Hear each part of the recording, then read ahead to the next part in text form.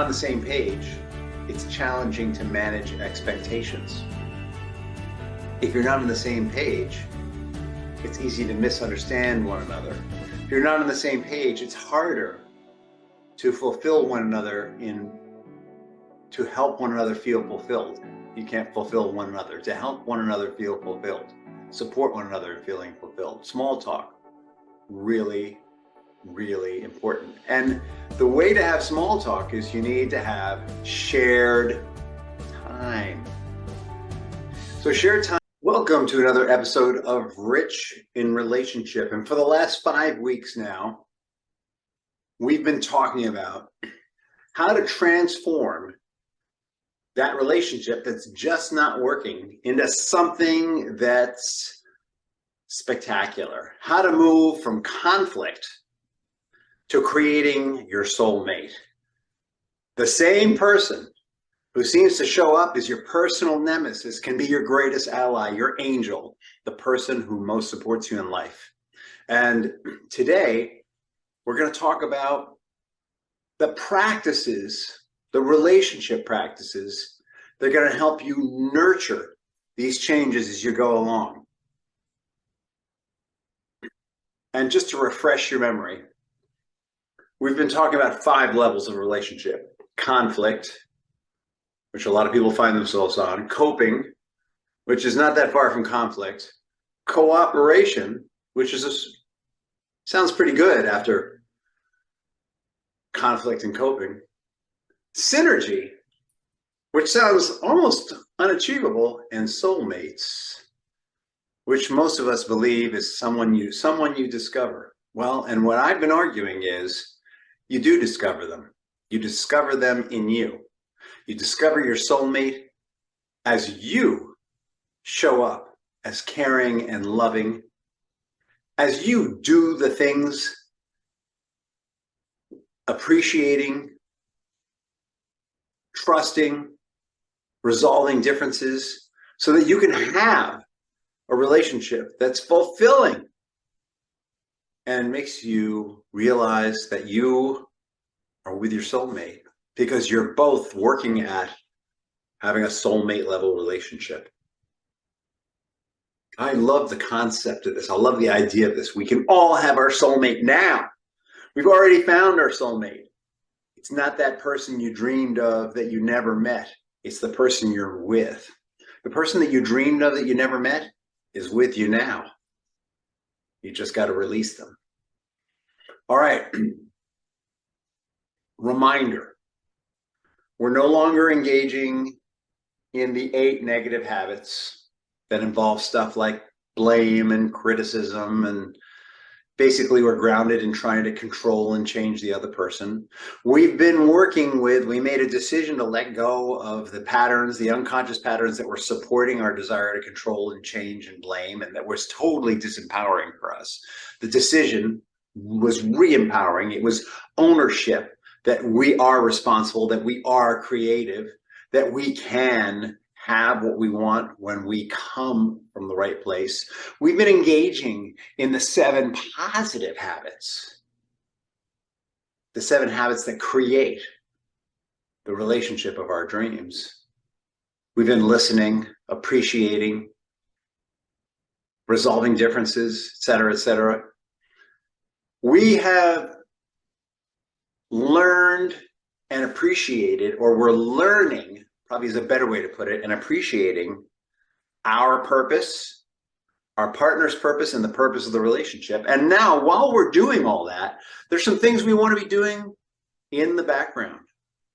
And the first is that it's tempting to turn away from one another.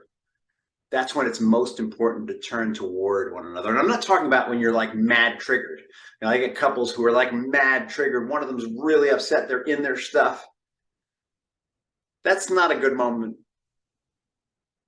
to lean in too closely. If they want, you might want to give them some space, not too much space, though. You want to let them know you love them and you're there for them, that you appreciate them, that you accept them, even in that moment where they're not being there or feeling like their best selves. But you don't want to turn away. You want to turn towards them. And when you turn toward each other, You want the question is, where am I coming from? Am I turning toward with a positive habit or a negative habit? Of course, we want to be coming from a positive habit. And in that positive habit, there's other habits that we're going to want to build throughout the day. Intimacy has a 3, maybe 4-legged foundation.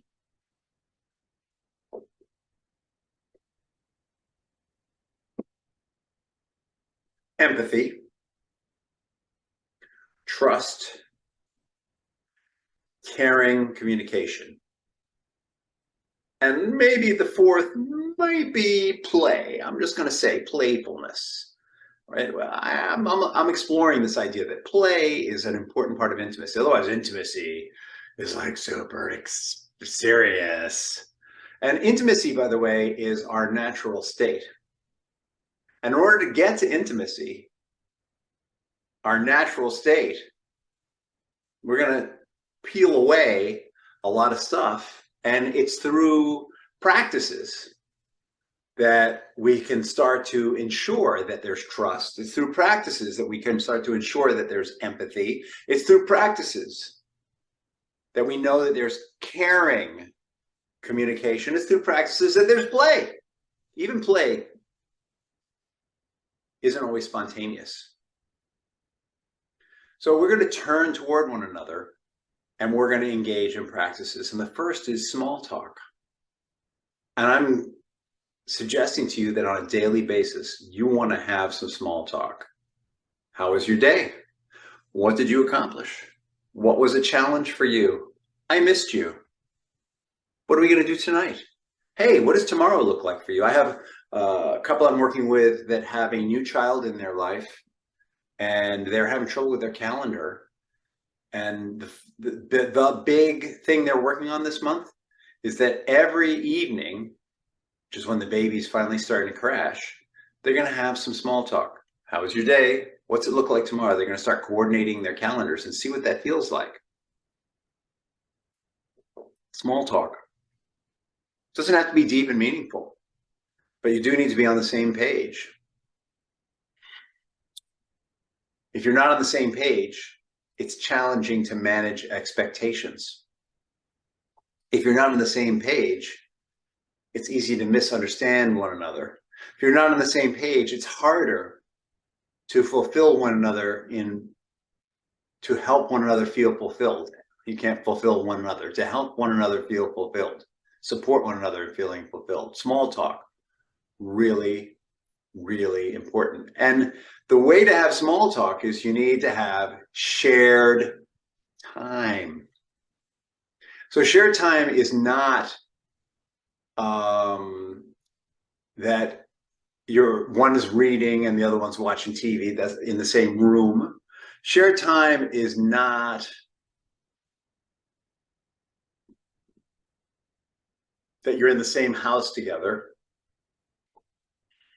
Shared time is when you're engaged in an activity where you're acknowledging one another. So here I was kind of struggling with what it's not. Shared time might be watching Netflix together, but it also might not. It might be watching Netflix together if you're holding hands. It might be watching Netflix together if you're talking about what you're watching. Maybe you pause it every now and then and make a comment and talk about it. Or maybe afterwards, if it really annoys your partner to pause it, which is my situation, maybe afterwards you talk about it. Sharing time is not happening when you're watching Netflix together if there's no contact whatsoever, if you might as well be watching it alone. Then it is not shared time anymore. You're just cohabitating. It's not shared time if you're not talking about it. It's not shared time if you're not enjoying it together. Do you see what I'm saying? The distinction is, how are you using it? Screen time is supposed to be the bane of existence for children. We're all supposed to be monitoring our children's screen time. But my sister, Nicole Dreisky, wrote a whole book on how you can use screen time to engage with your child, and you can turn the apparent enemy that's isolating your child from you and the world into your friend and a way to talk with your children. And it's basically grounded in the same concept. Are you engaging with one another or not? And when you have shared time, that can mean that you're doing things together. And doing things together could be you wash the dishes together and do chores together and tasks together, or it could be that you do things together that you enjoy. It might be that you don't enjoy a lot of the same things. Maybe one of you likes baseball games and the other one likes golf, but you agree that this week I'm going to go play golf with you if next week you come to a baseball game with me. And in that way, you share each other's individual interests with one another. And maybe you hate baseball games, but you go because you know she likes it. Or maybe you hate golf, but you play because you know he likes it. And then on the third week, you do something you both enjoy, like going to theater, whatever. Doing things together is important. Doing things. Last week, we talked about fulfillment paths. Doing things that are enjoyable for each of you and that you share are fulfillment path activities. She enjoys baseball, so you help her have the fulfillment path experience of watching baseball. There's something about it that she enjoys and rings her bell. You enjoy golf, and so she's going to play golf with you even though she doesn't love it, because she knows it's helping you with your fulfillment path. And you both go to the theater because it's part of things that you like doing together and that holds the relationship together. So you sacrifice a little to help each other with your fulfillment paths, and you share joyfully in things that fulfill your relationship fulfillment path. Make sense? Turning towards small talk, shared time, doing together. That's how the basic tools for fulfillment paths.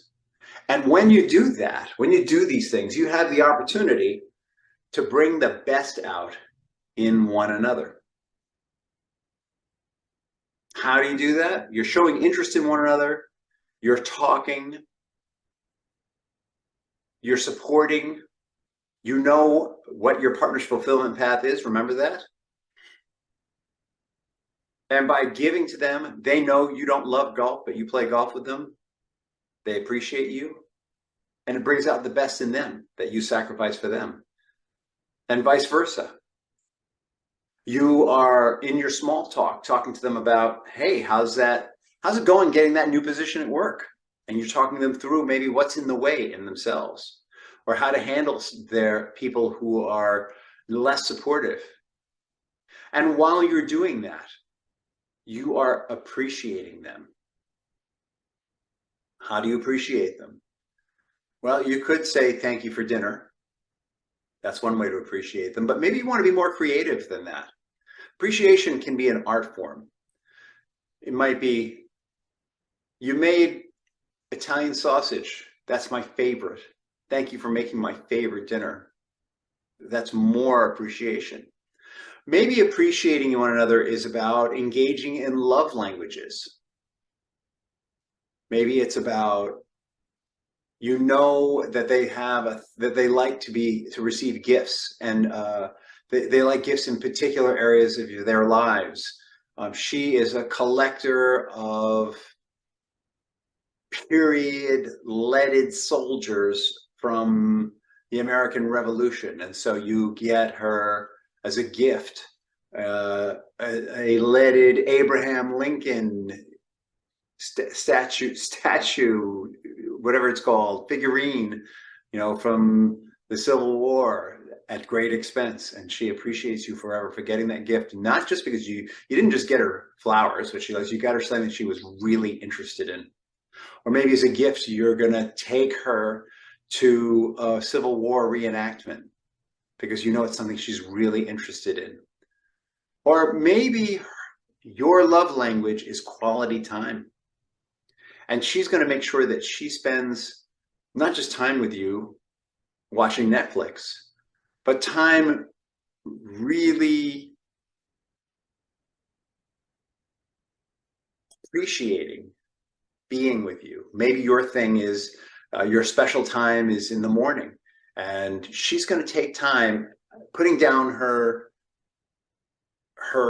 phone to have coffee with you in the morning and to review the things that were fun together, even if it's just one or two things. Wow, that was a great episode of Madam Secretary last night, you know, and what did you appreciate about it? Or maybe she's going to talk to you about, oh, tonight's date night. Where do you want to go? And you're going to think about it in advance. And she's going to give you that quality time that you like, even if it's just 5 or 10 minutes of drinking coffee together. Or maybe her love language is words of affirmation. And instead of just saying, you're so great, I'm proud of you, you're going to say to her, you know what? I know that getting those ladies to put in their billable time was really a challenge, and that you're really struggling with it. And you're doing a great job with it. Like, you, not only do you do a great job of holding them accountable, but you do it in a way that's really loving. And I know that things are going to turn around. That would be like a grounded word of affirmation. Or maybe it's about touch. Maybe when you're having coffee, she's touching your arm, or you're watching Madam Secretary, she's stroking your hair. Or maybe when you're in the car together, every now and then she just touches your shoulder, and you love that. You love the way that feels. Not necessarily sex, so that's always good. Let's not deny it. Pretty much any age, by the way, always good. 5 love languages. So what do we cover? We cover gifts, quality time, words of affirmation, touch. There's one missing. I hate it when things fall out of my head, don't you?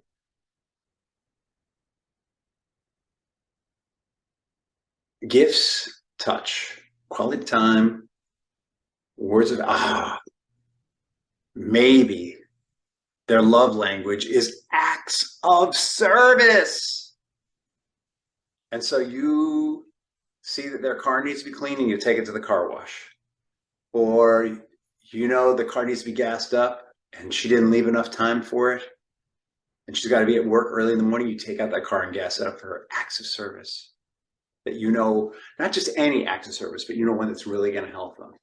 The point being that when you show appreciation creatively, and especially through the 5 love languages, by the way, and when you use those love languages and really tap what you know is important to them, taking that understanding you've developed through understanding what's personally fulfilling for them, personally fulfilling for you, and personally fulfilling for the relationship, you can grow and expand your appreciation for one another so much. And these are practices that you can grow and deepen and engage in at any stage in the relationship. I mean, even if you're still having trouble with the 7 deadly habits, even if you still have a tendency to lean into blame and criticism from time to time, you can make up for it here. In fact, if you find yourself feeling critical, leaning into a love language, your partner's love language will often shut that off. If you're having trouble letting go of some of that inner critic, and it's coming out as critical of them in your own mind, you can turn that around just by moving a muscle. Move a muscle, change a thought. If you haven't invested in an MER or one of our longer programs, you can start to turn the tide on this just by acting as if you're a caring, appreciative partner. And that's going to help to diminish the negative side. But ultimately, to really break through and create soulmate level relationship, you're going to need, we all need to let go of some baggage. Oh, let go of some baggage. As always, if you want help with this, you know how to reach out. rich@richinrelationship.com. Direct message, whatever rings your bell. We're here for you. And keep taking those baby steps to moving from wherever your relationship is to the next level. And be patient. Sometimes it takes time. Sometimes change comes as incremental change in little pieces.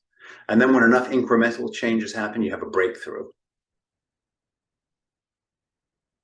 Keep on keeping on.